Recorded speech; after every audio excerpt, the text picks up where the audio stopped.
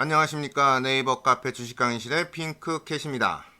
오늘의 강의는 테마 이동평균선입니다. 테마 이동평균선으로 무엇을 할 수 있는지 여러가지 상황을 한번 짚어보도록 하겠습니다. 테마 이동평균선이 무엇인지는 이해하고 가야겠죠.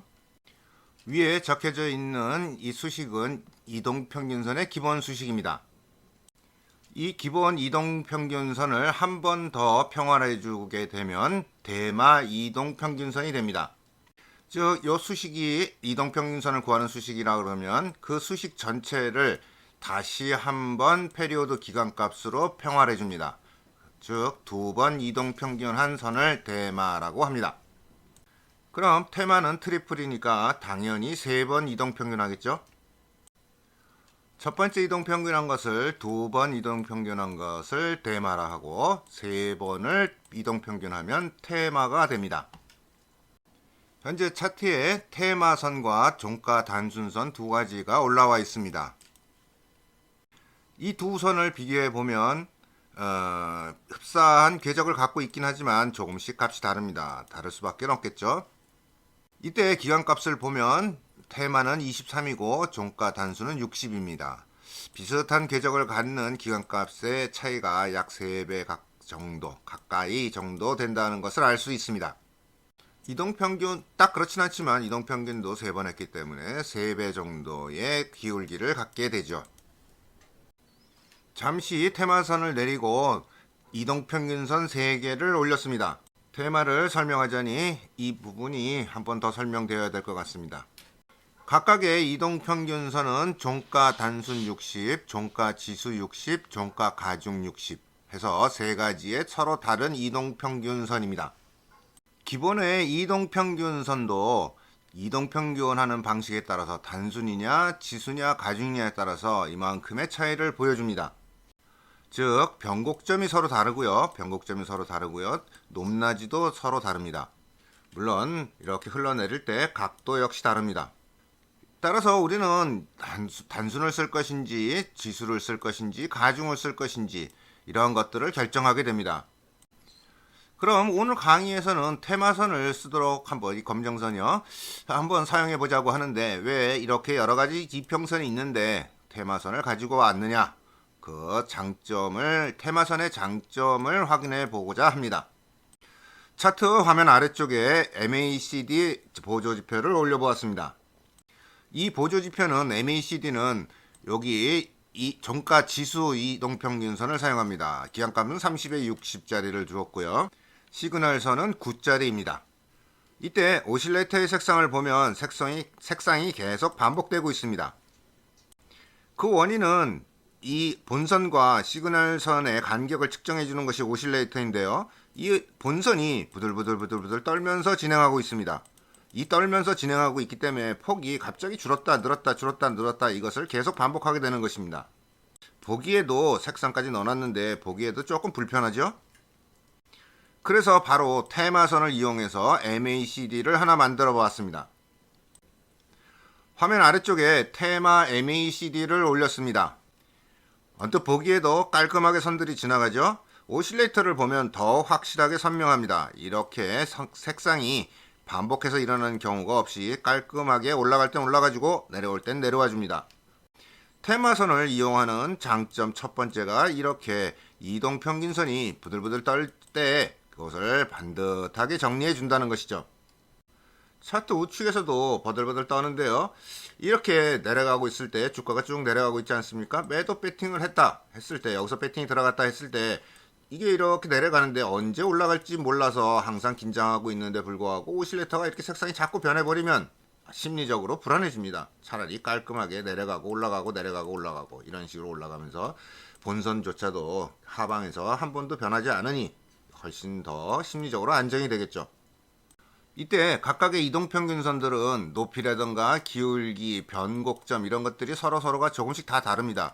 그래서 이 테마선의 고점과 기본 MACD의 고점을 비교해 보도록 하겠습니다. 몇몇 개의 지점의 고점에 여기 이 고점에서 딱 찍어 보겠습니다. 여기도 찍어 보고요. 찍어 보았더니 테마선이 약간 뒤로 처지는 경향이 보입니다. 이것은 기간값을 조정해 줌으로써 해결이 됩니다. 아까 10에 20에 9짜리라고 했는데요. 지금 6에 20에 9짜리로 바꿨습니다.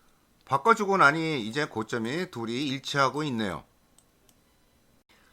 기본으로 제공되는 MACD보다 제 개인적으로는 테마선을 이용하는 것이 조금 더 심리적으로 도움이 된다고 느끼고 있습니다. 이동평균선을 기준으로 위아래로 등락하는 이런 어지러운 구간, 이런 구간에서는 어쩔 수 없이 여기나 저기나 크게 다르지 않다고 보더라도 일단 움직이기 시작해갖고 하락과 상승을 꾸준하게 보여주는 이런 등락조차도 이렇게 색상을 여러 개로 들락날락하면 이런 갈팡질팡이라고 할까요? 갈팡질팡을 한다 그러면 이건 좀 불편하죠. 여기에 신호도 올려보겠습니다. HTS 안에 기본으로 탑재되어 있는 MACD 크로스 신호를 올려보겠습니다. 올려보니까 여기 크로스 할 때마다 여기 크로스가 나죠. 크로스 할 때마다 신호가 잘 올라옵니다. 그러면 이때 테마선으로 만들어진 신호는 어떻게 될까요? 테마의 크로스하는 지점, 크로스업만 하겠습니다. 크로스하는 지점을 한번 올려보면 검정색 신호보다 확연히 숫자가 줄어듭니다. 신호의 개수가 많다고 좋은 건 아니고 적다고 나쁜 건 아닌데요. 이러한 움직이지 않는 구간에서 불필요한 신호들, 이건 사실 좀 불편하죠. 결과론적이지만 이렇게 불편한 신호가 나옵니다. 역시 빨간색도 불편한 신호가 나오지만 그 개수 차이가 있다는 것이죠. 들어갔다 실패하고 들어갔다 실패하는데 이 실패하는 횟수가 적을수록 손실이 적다는 것입니다.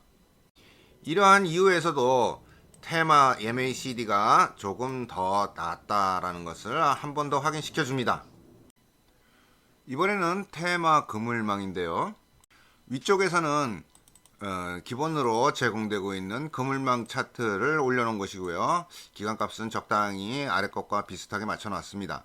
아래쪽은 오로지 테마선으로만 구성된 이 그물망 차트입니다.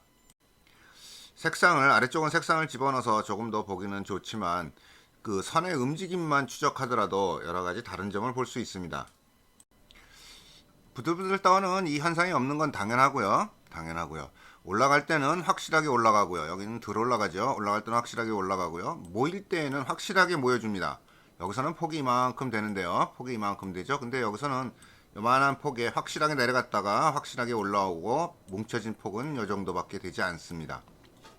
또한 각각의 선들이 이렇게 벌어져서 나오는데요. 여기서는 깔끔하게 직선으로 표현해 줍니다. 이러한 조그마한 차이지만 우리가 시각적으로 훨씬 더 부드럽고 유연한 진행을 볼 수 있는 것을 장점으로 둘 수 있죠. 이전 강의에서 나왔던 주름 차트입니다. 이 주름 차트 역시 테마선으로 구성되어 있습니다. 이동평균선으로 얼마인지 만들 수 있지만 테마선으로 만드는 것이 보기에 조금 더 부드럽고 편안하게 느껴집니다.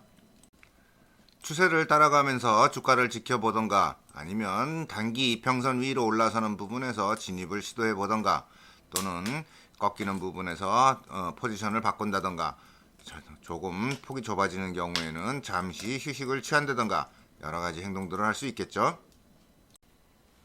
테마선이 다 좋은 건 아닙니다.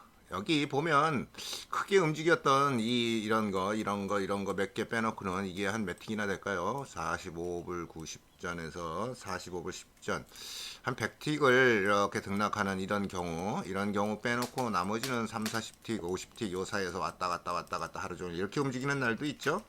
이런 날에는 어떠한 지표를 들이대도 분석하기 어렵습니다. 이게 그냥 공방의 싸움, 상승과 하락 공방, 매도와 매수의 공방, 이게 계속 연결되는 것이라서 이런 경우에는 이게 좀 당일 전체를 다 쉬더라도 좀 쉬는 것이 손해보는 것보다 낫겠죠. 크루드 오일 480틱 하루의 움직임입니다. 이러한 움직임을 갖고 있을 때 우리는 이렇게 뭉쳐진 부분, 이런 뭉쳐진 부분에서 여기도 뭉쳐있고요, 여기도 뭉쳐있고, 뭐 여기 심하다 그러면 여기도 뭉쳐있다고 할 수 있습니다. 작게는 이런 데도 있고요. 그러면 하루를 우리는 어떻게 대응해야 올바른 대응이 될까요? 만약 우리가 이동평균선의 기울기를 기준으로 매매를 한다고 한다면 이러한 상승일 때 상방으로 진입을 하죠. 하방일 때는 잠시 끊어지고요. 기울기가 없습니다. 기울기가 없고 캔들의 고저가도 크게 움직이지 못합니다. 이럴 때 이렇게 박스를 일단 쳐놓고 박스가 앞으로 이후에도 박스로 진행될 가능성이 있는지를 체크해 보는 것이 우선이겠죠. 특별하게 벗어나지 못하고 있습니다. 이런데 한번 찔러봐도 바로바로 실패하는 부분도 나오고요. 근데 여기서 보면 이렇게 올라왔다 내려왔다 하면서 본격적으로 내려갑니다. 이 빠져나오는 이 지점, 이렇게 박스를 쳤는데 빠져나오는 이 지점에 한 번쯤 찔러보는 것도 괜찮은 방법 중에 하나죠. 그러니까 진입과 청산을 얘기하는 것이 아니니까 어떻게 하면 하루에 이러한 구간들을 잘 정리할 수 있는가. 여기도 마찬가지고 뒤에도 이렇게 길게 나오는데요. 이 위에서 기울기 좋게 올라갈 때 쭉 따라갔다 여기서 정리하겠죠. 정리하고 난 다음에 저점이 만들어지고 저점이 특별하게 깨지 못합니다. 이 반전하고 수평선, 이동평균선도 수평으로 지나가고요. 고점도 안 깨지고 저점도 안 깨지고. 그럼 어디서 깨질까요? 지금 요 하락 있죠? 요 하락. 여기가 이제 첫 신호가 되겠죠. 여기서 다시 이런 식으로 엔발락이 일어난다 그러면 이쯤 한번 들어가게 된다는 것이죠.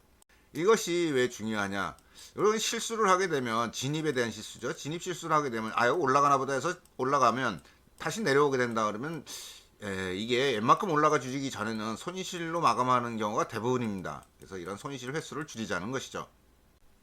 하루 중에 시도 때도 없이 근거 없이 계속 진입을 하고 시도를 해본다는 것은 뭐 여기저기 막 다 찔러보는 것이죠. 다 찔러본다 그러면 이것이 잦은 손실, 진입 실수에 의한 잦은 손실 또는 수수료 문제 이런 것들에 의해서 하루를 손실로 마감할 가능성이 높아집니다.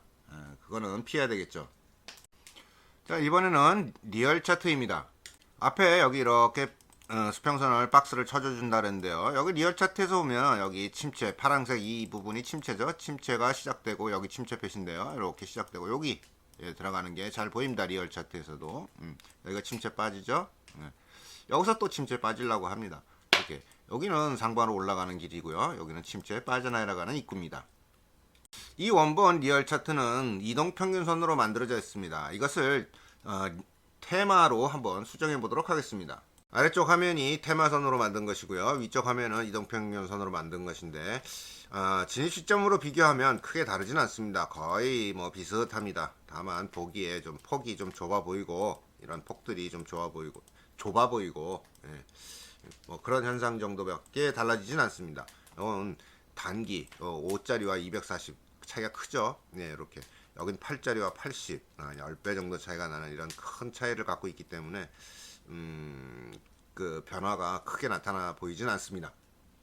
뭐 테마선이 가장 좋은 선이라고 말씀드리긴 어렵지만 테마선을 이용해서 여러가지 차트를 만들어 봄으로써 이동평균선 간에 어떻게 다른 점이 발생하고 있고 또 어떻게 다른 점을 이용할 수 있는지 이런 것에 대해서 한번 연구를 해보시면서 테마선을 소개해 보았습니다. 이동평균선 자체가 휩써 거짓이 없고 순수하게 가격을 평균값을 잘 표현해주는 그런 단순한 기능을 가졌음에도 불구하고 여러가지 분석을 해낼 수 있습니다. 이동평균선에 관심 가져주시고 또한 여러가지 이동평균선 중에서 테마선도 하나 있다는 것 잊지 말아 주시기 바랍니다. 자, 오늘의 강의는 여기서 모두 마치도록 하겠습니다. 구독 꼭 눌러주시고요. 다음 강의에서 뵙겠습니다. 감사합니다. 안녕히 계십시오.